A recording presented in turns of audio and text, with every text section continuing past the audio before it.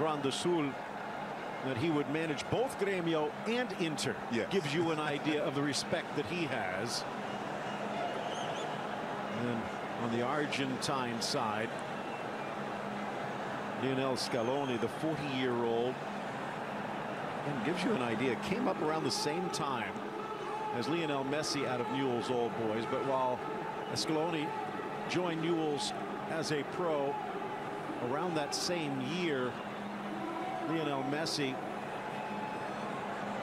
was moving on to Barcelona to join La Masia and start his legendary career. Would not be surprised if part of the decision behind Scaloni stepping in as the interim boss was to try and keep those ties to Messi open.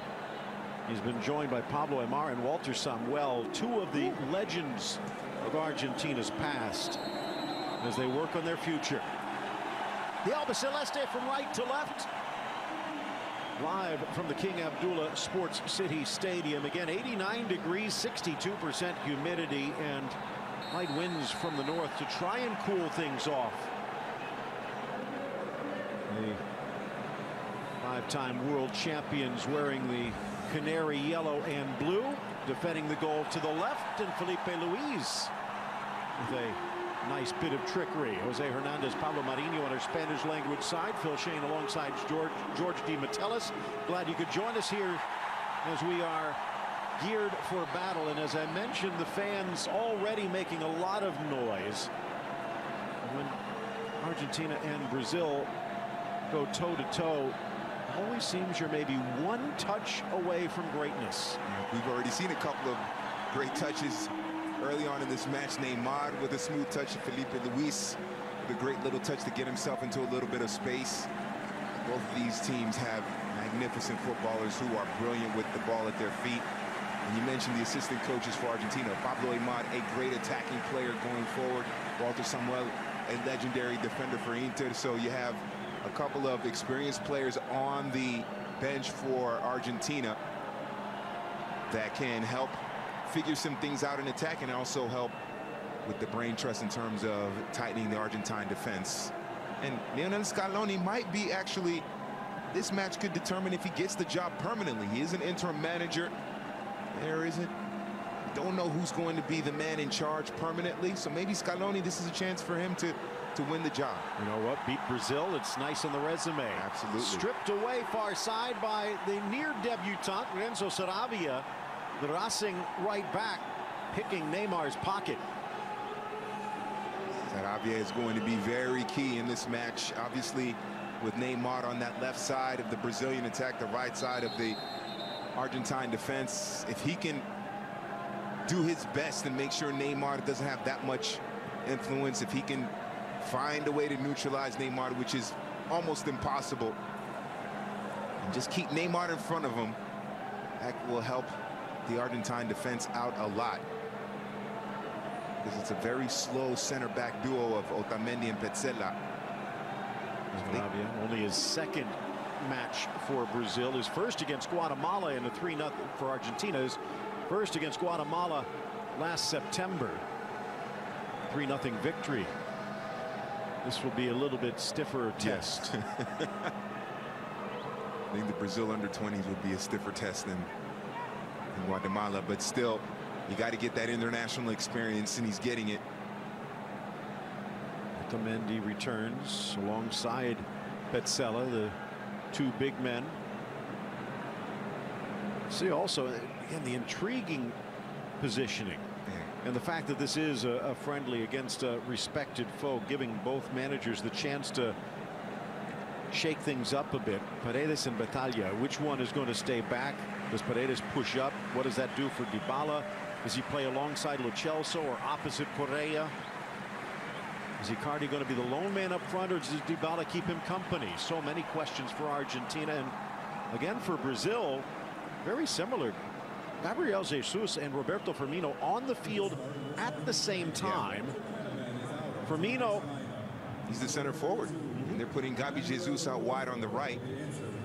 That is unusual, because basically during the World Cup, it was Firmino who was substituting for Gabi Jesus at the center forward role. Now they're putting them both together. So that's something to watch, how those two work together. But Gabi Jesus out wide is unusual. Under pressure, Neymar gets flipped into touch, and the whistle blows. It'll be a free kick for Brazil.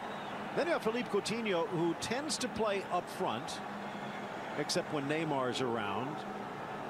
And when he does, Arthur tends to slot into the midfield. Now all three of them are out on the field at the same time. And it looks as though Arthur playing back alongside Casemiro. So maybe a bit of a 4-2-4. Yeah. Going back to Brazil's Pelé-like roots. And the big thing for Brazil, if they're going to play, if that's how it's going to morph, then they have to, first of all, they have to get the ball out of the defensive third here and maintain the possession. We saw Argentina with a little bit of possession. Neymar in the space, but also he has to play with his teammates here. Out wide, Danilo gets the start here today. There's Gabriel Jesus running into Nicolas Tagliafico. The Ajax left back has been even wearing the captain's armband, but today passing that responsibility off. Felix Brick calls the foul as Neymar taken down in the midfield, and Paredes getting a talking to. Yeah, he definitely clipped Neymar there. That's part of the rivalry. Getting physical. See Neymar dropping back, obviously because of who he is. He has that liberty to go where he wants to go on the pitch. And it's looking like Argentina right now, they have to foul him in order to stop him, but Neymar just 26, his 94th cap, which moves him in to a 10th place tie with Gilmar dos Santos, ex Timao and Santos, back with 3 World Cups, and at least for a while the best goalkeeper Brazil had ever produced. Alisson and Ederson trying to put that in the past as well. Perhaps even more historically, Neymar continuing his climb up the scoring charts as we look at Scaloni. Neymar now with 59 goals, just 3 back of Ronaldo and 18 back of Pelé, and at 26, probably a lot of goals still to come. A push in the midfield.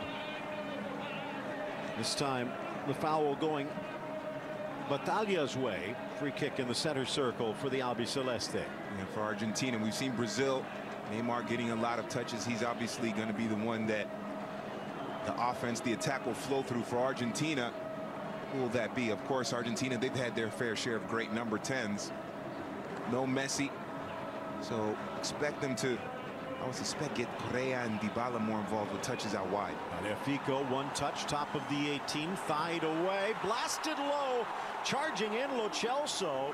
Casemiro a little casual with the clearance, and Argentina almost makes him pay. And Giovanni Lo Celso, unmarked, able to get into a little bit of space. Good ball out wide. Otamendi able to find Tagliafico making that deep run, and Lo Celso, we've seen him bury these shots for Argentina and for PSG. He's on loan to Real Betis. He knows that he could have done better, but still good for Argentina going forward. They've been able to find that little bit of space in the middle. That's something that's got to tighten up. You wonder where Casemiro was on that play. Well, this is a bit of a concern. Of course, then again, in the modern game, maybe just giving the kit manufacturers a little more TV time. But keep an eye on Neymar, because if he does go down, that's a big blow, not just for Brazil, but for PSG. This is a friendly in this international window, but this is also a great test for both sides. Looking ahead to next year's Copa America, Chile have won 2 in a row if you count the Centenario, and Brazil as hosts, well, you know, they're going to want to try and lay claim to that South American title.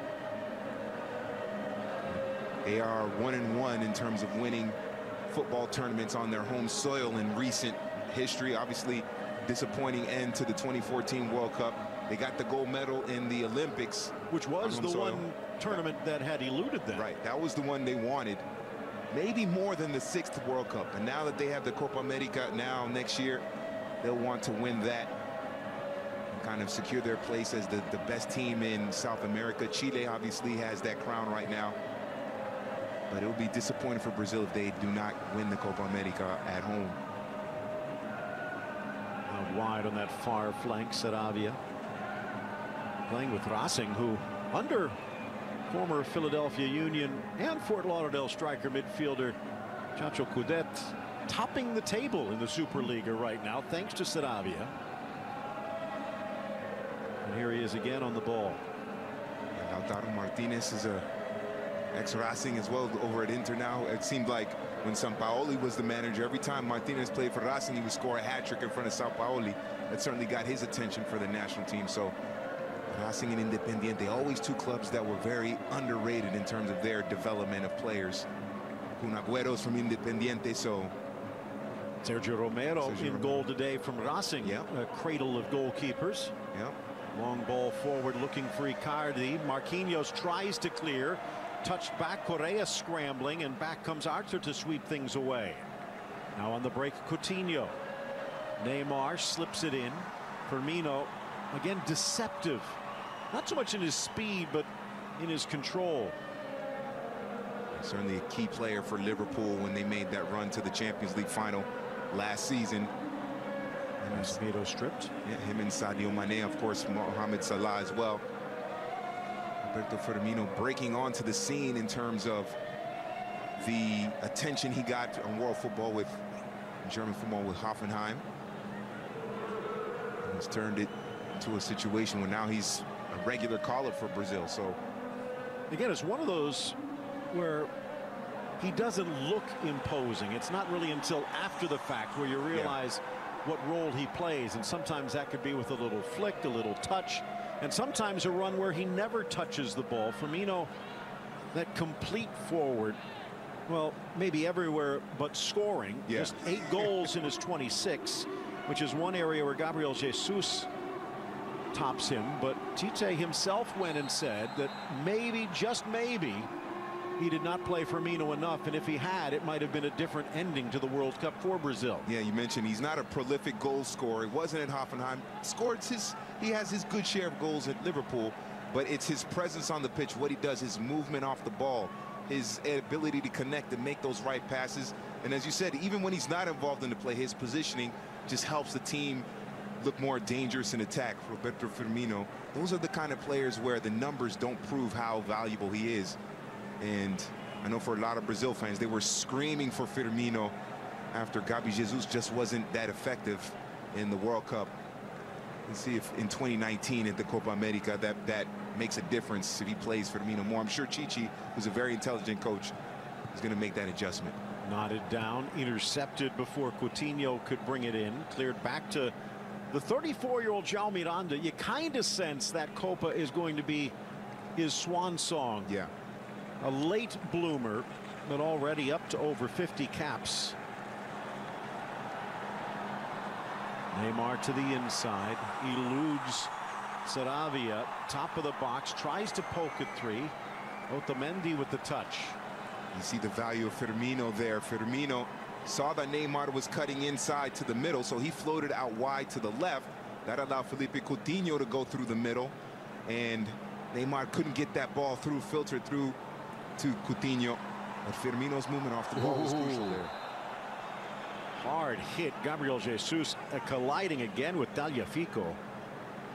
Well, Tagliafico, the message is sent. That's the second time he's had a pretty physical tackle or encounter with Gabi Jesus out there on the left. Maybe Neymar with a crew cut gets away with that, because it wasn't much more than a hair if it was offside. Very close.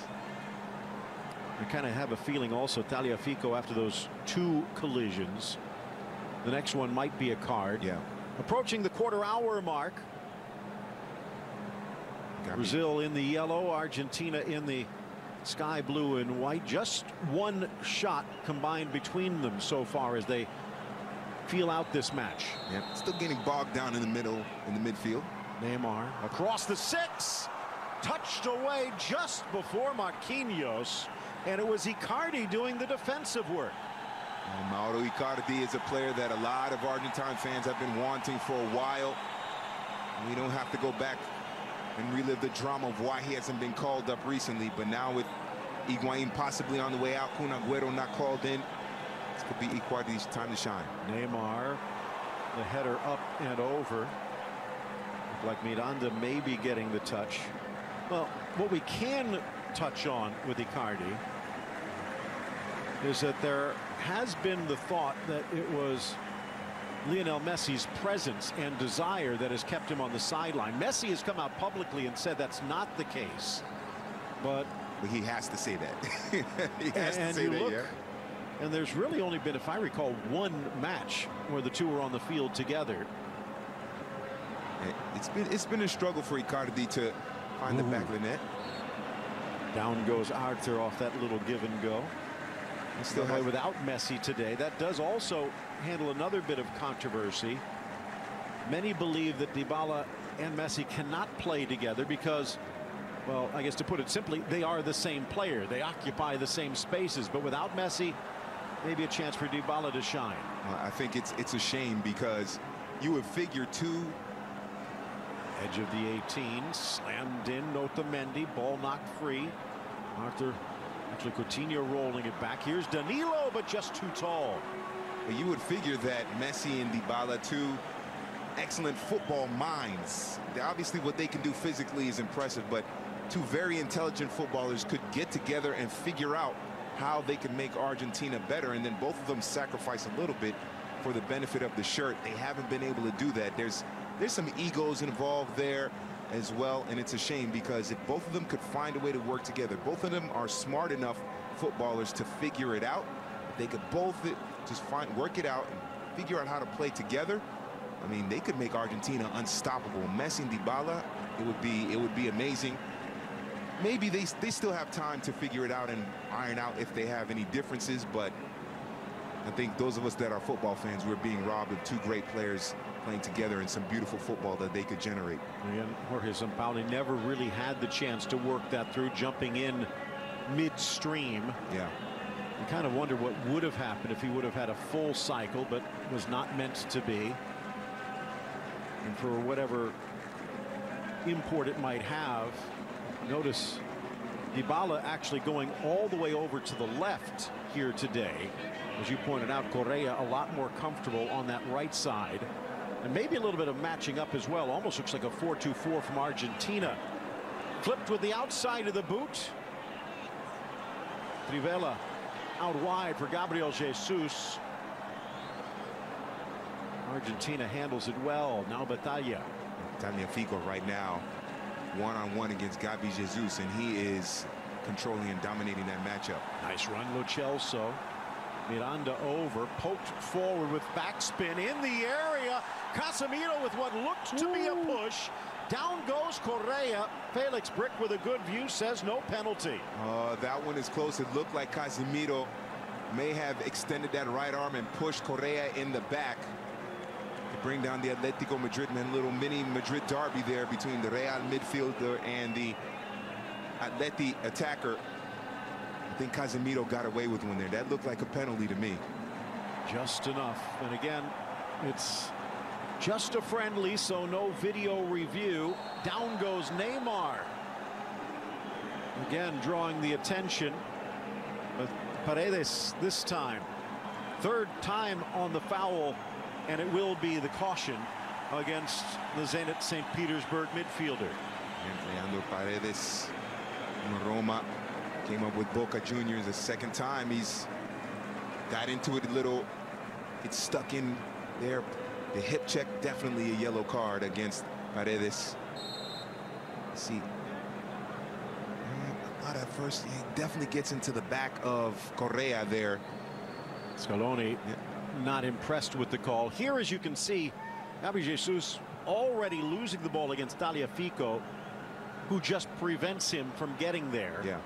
So not much to it, but again, Tagliafico with a couple of hard hits early, tempting fate just at the edge of the area. And that particular play was good defending by Tagliafico. Danilo holds Firmino across, but carries past Neymar, and a bit of a breather for Correa.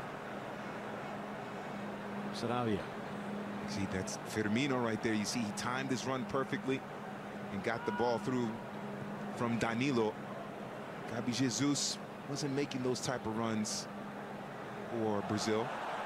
Given away, Felipe Luis, early ball in for Firmino, second header, grabbed by Alisson. Argentina doing a good job right now of just also getting the numbers back defensively. There were 3 Brazilian attackers in that play, and 5 Argentine defenders in the area. But they're going to make up, if they have a pace disadvantage, that back line, they make up for it with getting the numbers back and making sure that they keep themselves organized defensively. Well done by Argentina's defense so far, especially Tagliafico, just keeping Gabi Jesus in front of him. Neymar dodging the blades on that far side. Coutinho forward for Firmino. Looked to be a push. Referee says no. Here's Paredes just pirouetting away. Dybala back. Danilo in. Scaloni calling for the foul, and Brich will blow the whistle. One thing about Dybala playing out wide on the left is that he's a predominantly left-footed player. That's his stronger foot, so get him blazing down the left side. He could send in the crosses, even cut back in, and then take shot with his right foot. So put him out there on the left side with his stronger left foot. Makes him a little more dangerous. You know, you saw the trophy before the match. If not, it's a beauty. The Super Clasico, they are calling it, and well, of course, El Clasico, not that far away. Yep. A couple of players on the both respective squads that will be participating in that one, and the rest will probably be watching. Yep. In the Super Clasico, well, this is a super matchup, arguably the best matchup out there in international football, even with Argentina in a downtrend. Lo Celso out wide. Saravia into Felipe Luis, brought down Correa, sliding in Dybala. Lo Celso maintains possession.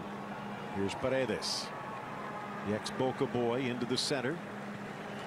Natalia. Now Pizzella out wide. Like Saravia for a few seconds. A few seconds earlier was wide open. Could have had an opportunity to run at Felipe Luis. They didn't cross the ball over to the right side quickly enough. As the ball comes to this near side bottom of the screen, you can see the imposing form of Tite, 57 years of age, and he is a force of nature. So much of it he does just with his presence.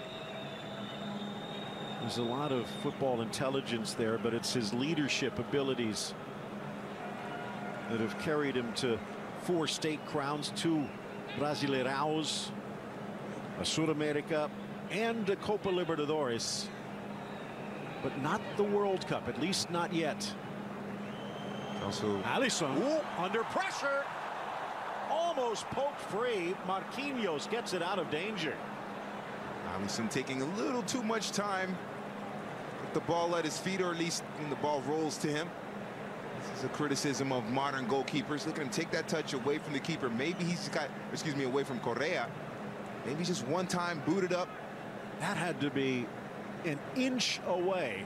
Yep. Alisson just getting his foot there before Correa could poke it into the net. Now under pressure, Battaglia dispossessed. Firmino, Arthur, and they're going to bring this one back for a hold.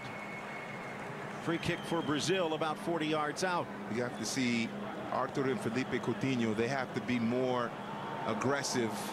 We need to see them get more touches between those two. They haven't really been very effective in this match. Neymar doing the heavy work in terms of bringing the ball up and trying to create something in attack. For me, or excuse me, Coutinho and Arthur are very good players going forward, creators.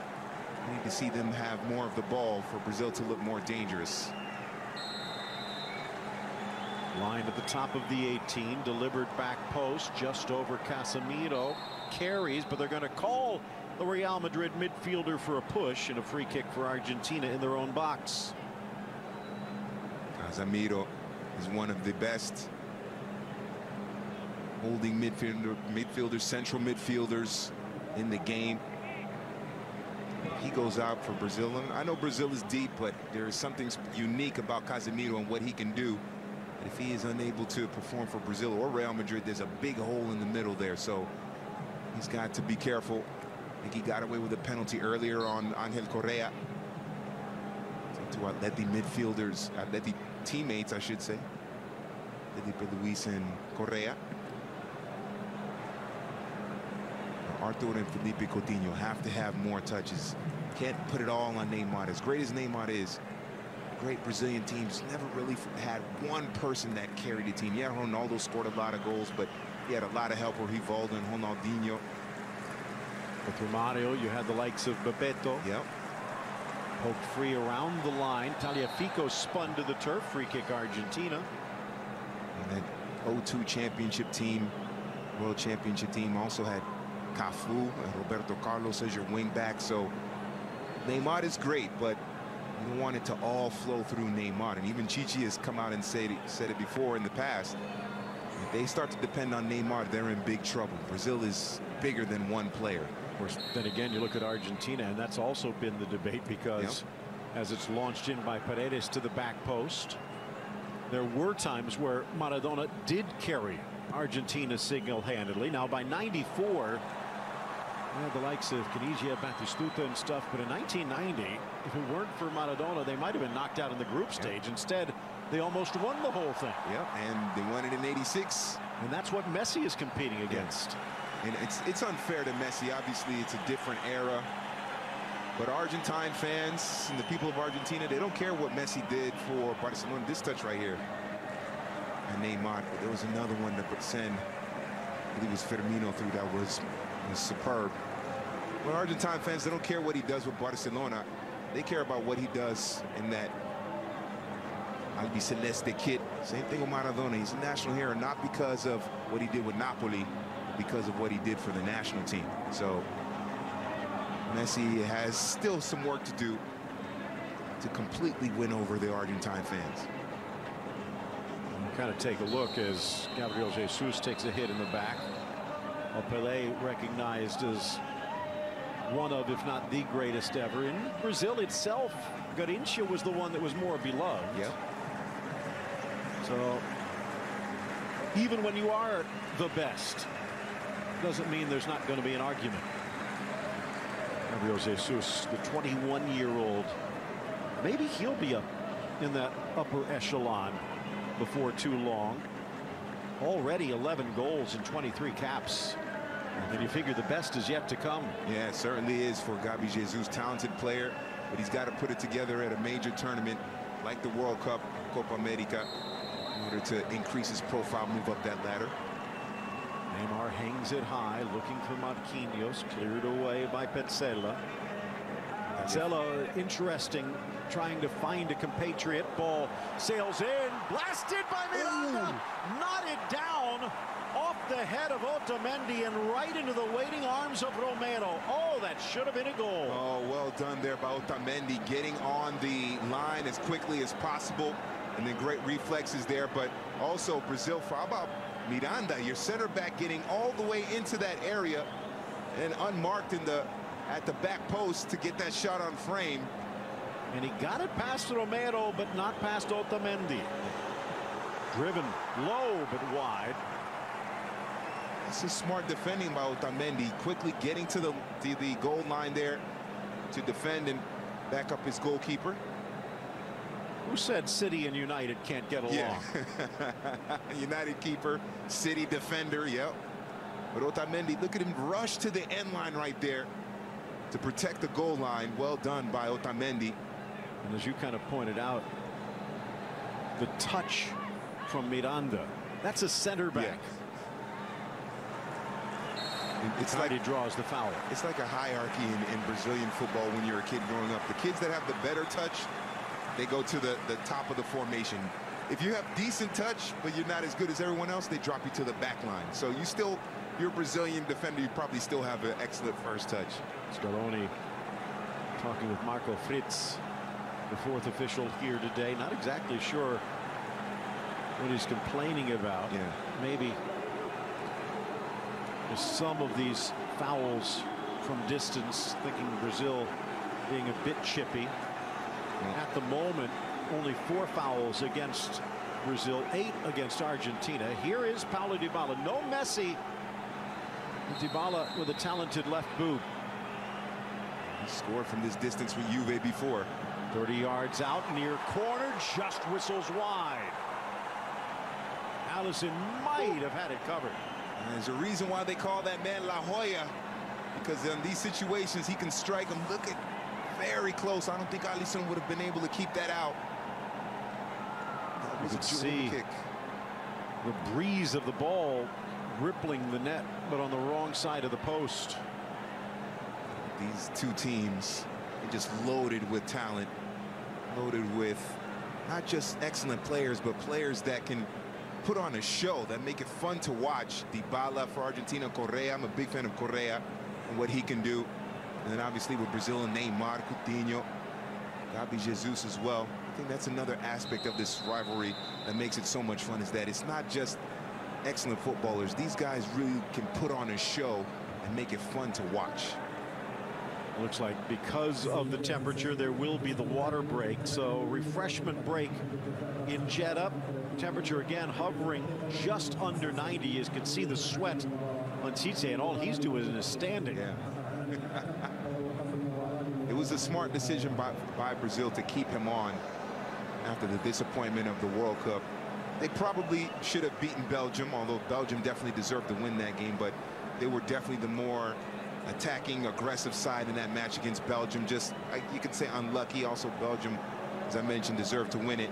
It would have been a knee-jerk reaction to let him go. He's been the best Brazilian manager that the national team has had probably since Felipao, the 02 Felipao, not the 2014 Felipao, but the 02 Felipao that won the World Cup. So, well, Tite studied under Felipe Scolari, yeah. Although, while he is a proponent of strong defense, maybe a bit more adventurous than the former Palmeiras boss. Absolutely, and with the national team, you can't be overly conservative or defensive. You have to give those players like Neymar and Coutinho, Firmino, you got to give them that space to express themselves in that uniquely brilliant Brazilian style. So he's intelligent enough to tweak his system and his philosophy to fit the team, and you can see his communication skills as well. I mean, he's become a beloved coach with the players.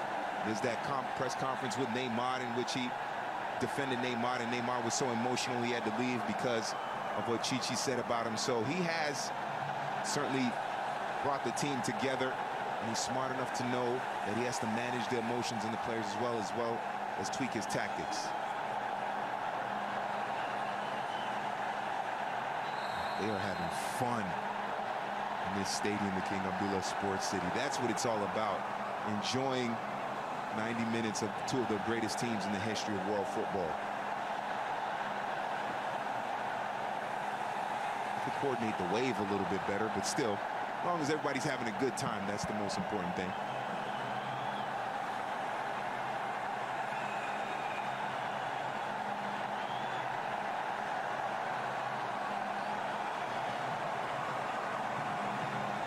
Correa, actually younger than Dybala at 23, just coming into his own. Somewhat lost in the shadow of the likes of Antoine Griezmann, but he has been vital for Atletico and could be rather useful for Argentina. Here's Scaloni. Times that I've seen Atletico Madrid play this season, he's jumped out of the television for me. He's fantastic. Wisniewski with the hard hit. Down goes Dybala. Felipe Luis pleading his innocence to no avail.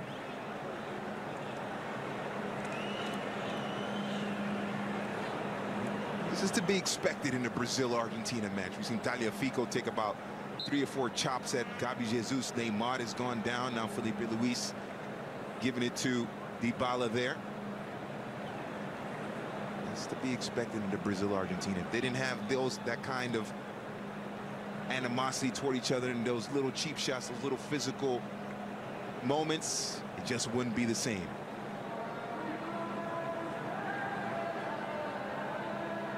But it's hard for Argentina right now to generate anything up the middle. I know people will say that's where Messi could do his damage, but going out wide with Dybala and Correa might be the best maneuvers. Top of the 18, charging in. Lo Celso might have brought it down with his arm, but also trying to draw contact. Felix Brich lets them play. That came from a movement out wide. That's where Correa and Dybala, they're playing out wide. So that's where the strength is for Argentina in this attack, is out wide. Natalia and Paredes, more of just midfielders that can link up the attack, link the midfield or the defense with the attack. Chelsea will have that liberty to go forward more than Paredes and Batalla, but the strength of this Argentine attack is out wide with Dybala and Correa.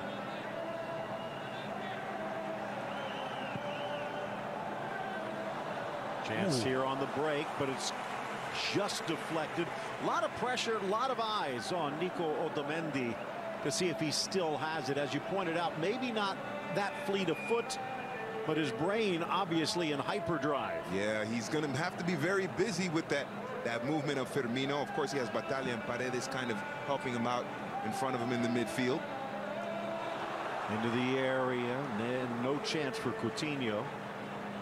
You see Neymar trying to pick out that long pass from Arthur, making the deep run through the middle, and that was open because Firmino had floated out wide. When Neymar drops that far back, especially down the left side, Firmino smart enough to recognize that there's space out wide on the left, and that opened up that middle for Arthur. So, and that's the value of Firmino right there.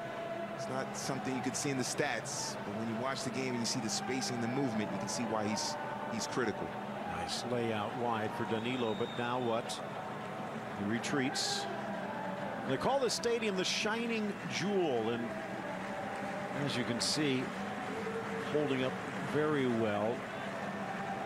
A bit longer than some of the traditional stadiums, about 120 yards long, a little narrower as well, only about 72 yards wide.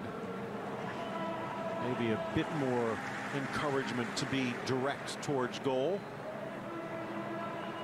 Then again, knowing what Brazil could probably do in a phone box, I don't think they need much space. Yeah. I think that's actually part of the training for Brazilians. Well, we've seen what they can do in an airport. Oh, yeah, yeah. One of the best commercials ever. Keeping the ball off the ground through the airport. Argentine's not too bad either. They could control the ball in a phone box as well. Maybe just not with the bossa nova. Yeah. With the tango probably like that. Final 8 minutes of this opening half. Regulation winding to a close. Coutinho goes wide. Uses Felipe Luis. Argentina building a barrier, and the pass off target looked like Firmino maybe just taking his eye off. Actually, it was Coutinho who saw the ball whistle past. Now Dybala. A gift. Looking for Tagliafico instead. It's right to Jesus. Now to Neymar. Tries to slot it across. Second effort. Parried away Otamendi. Oh, Neymar. He's got to give it to Firmino sooner.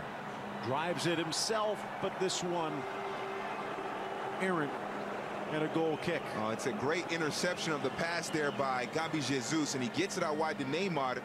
Firmino is coming into the box. If he lays it for Firmino, Firmino can one-time the shot.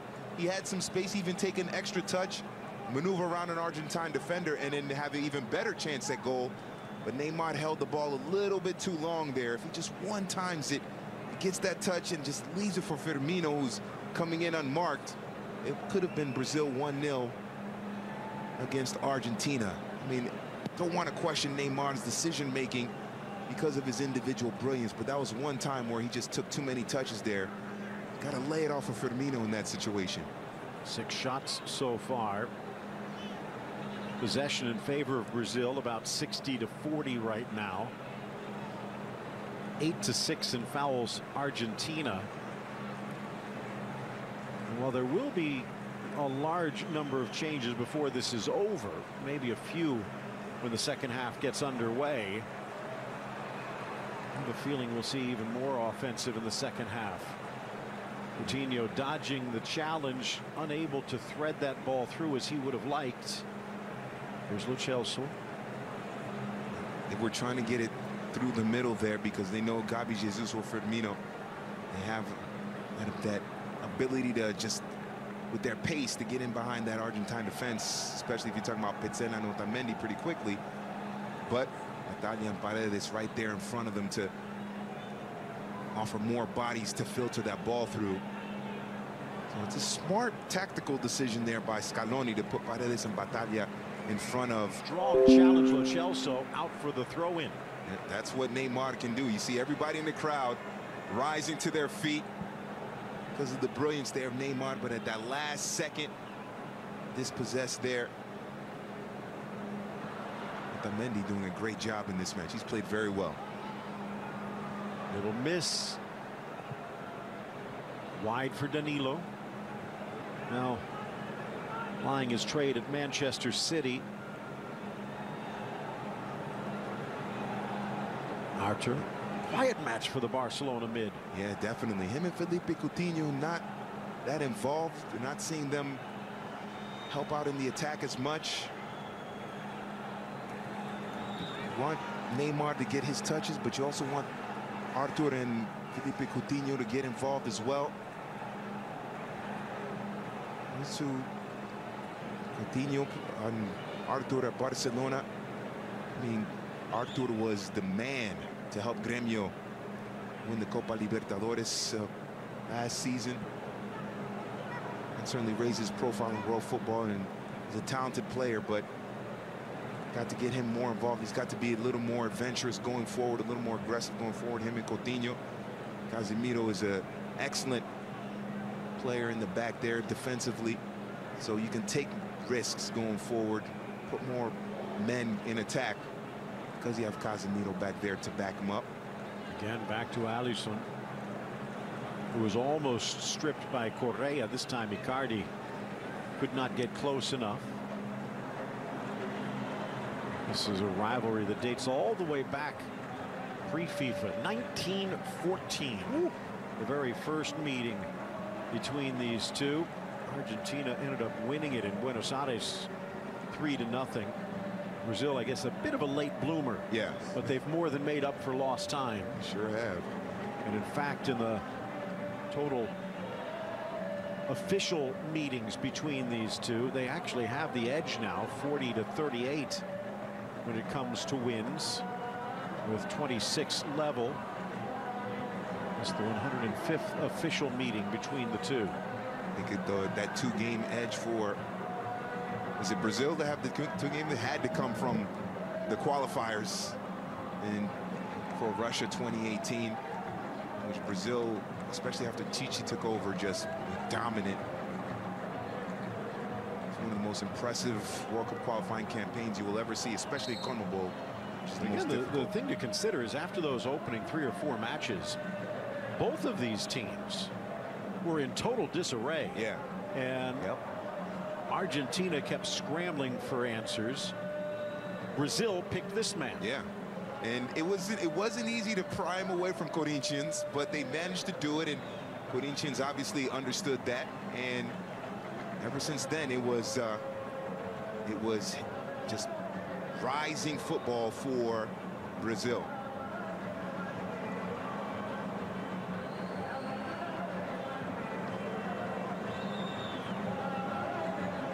Sela for Otamendi.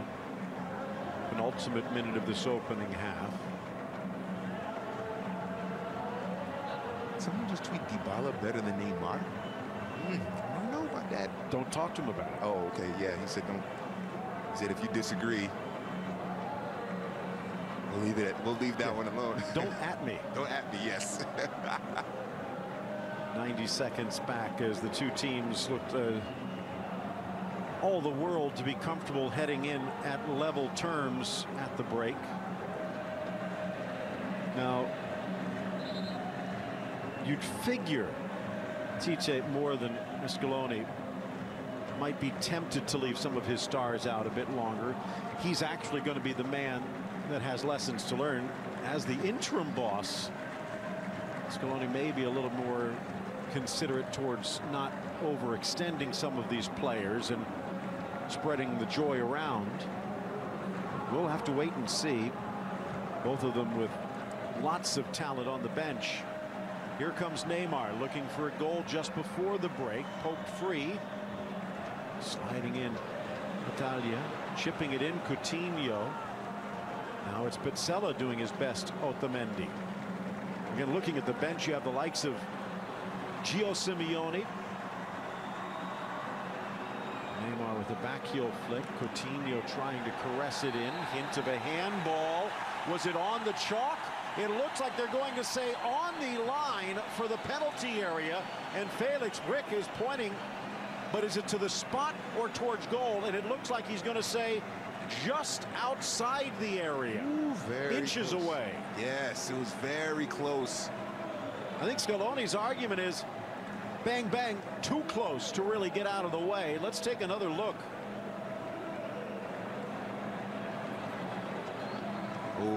Oh, there's another. There's two handballs there, perhaps, from that angle. Does this first one hit arm? It does, but it's so close. And you can't say that was intentional. Yeah. Renzo Sarabia's back is turned. Yep. But Pizzella has his arm around his torso to make sure it's not a handball. And if anything, Sarabia, as I said, his body turned away. Right. And the arm extended to get out of the way. It's not his fault that the ball ricochets in, but, well, makes for an interesting close. The placement maybe leaves a bit to be desired for Brazil. 25 yards out on an angle from dead center. And it's been a quiet half to this point for Sergio Romero, but it's getting noisier by the second. Pizzella, definitely not a handball. Sarabia, I wouldn't have called a handball either, but. Neymar. Romero leaning to his back post. Neymar curls it into the wall, headed down, cleared away. Whistle in hand from Felix Brick. It's still not sending them to the half.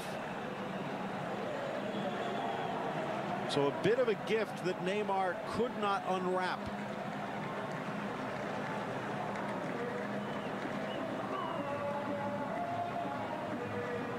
This is going to be very interesting to see what happens in terms of the changes, not only to personnel, but to the